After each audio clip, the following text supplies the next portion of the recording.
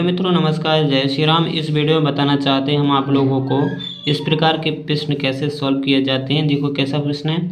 पूछा गया सोनम के पास 520 रुपये और महक के पास 300 रुपये हैं, तो बताइए दोनों के पास कुल कितने रुपए हैं।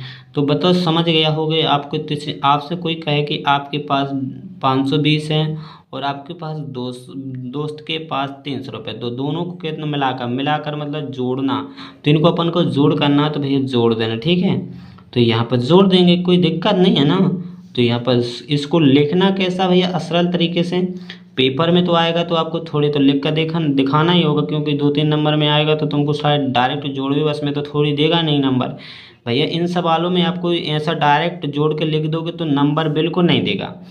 तो भैया जो 5वीं में पढ़ रहा हो वो ध्यान से सुन लें। अगर तुम ऐसे डायरेक्ट जोड़ के लिखोगे तो नंबर नहीं मिलेगा। 3 नंबर में आएगा तो पहले अच्छे से डिटेल में लिखना पड़ेगा। पहले कैसा लिखेंगे, हल लिखेंगे चूंकि, क्या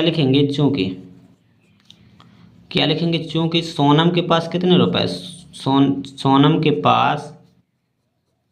पास जो कोई 5 में पढ़ रहा वो जरूर देखे। सोनम के पास कितने हैं, 520 रुपये हैं। या तो आप ऐसा लिख सकते हो, रुपए का चिन्ह बना दो, या फिर आप हिंदी में रुपए लिख सकते हो ऐसा, ठीक है जी। तो पैसा का चिन्ह ना, रुपये का चिन्ह, तो ऐसा बना दो या रुपए लिख भी दो।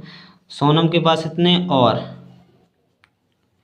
तो भैया महक के पास कितने हैं, महक के पास कितने रुपये हैं भैया तुम्हारे। महक के पास 320 रुपये हैं, 300 रुपये हैं, ठीक है। तो रुपए आपको यहाँ इधर भी लिखना तो लिख सकते, कोई दिक्कत नहीं, हम नहीं लिखेंगे अब, ठीक है। तो अब क्या करना है अपन को, कुल रुपए निकाल। अब दोनों के पास कुल रुपए निकालना है।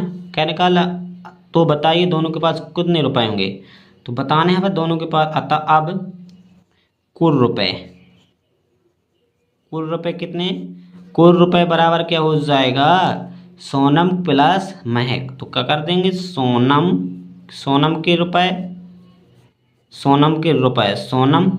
प्लस महक, दोनों के रुपए जोड़ देंगे।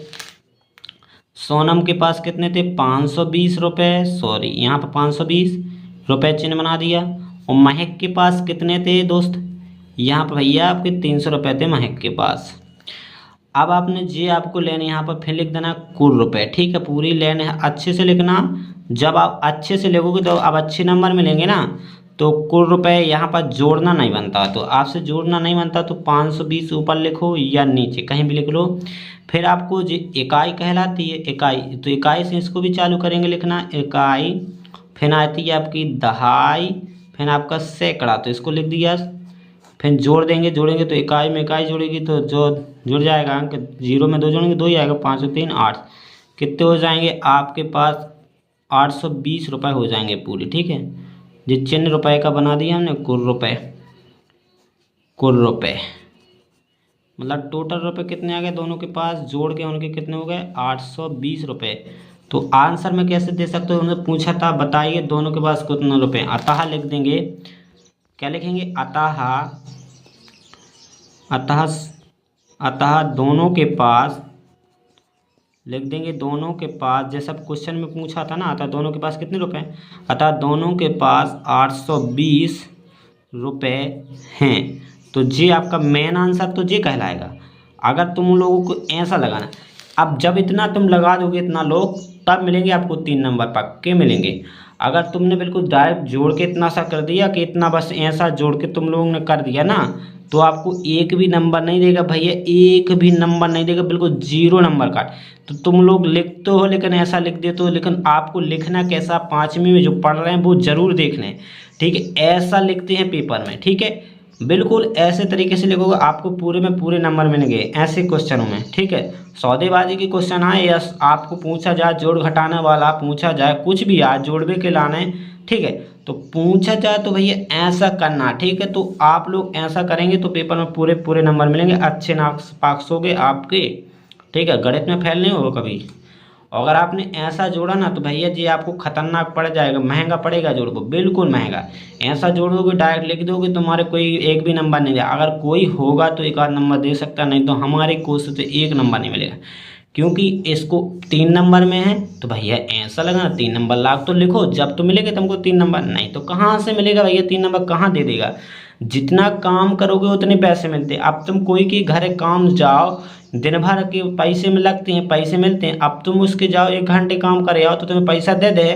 अगर तुमने 1 घंटा करो तो 1 घंटा के पैसा दे हो, दे ऐसा है ना, दे 1 रुपया ना दे, दिन भर की पैसा मिलत।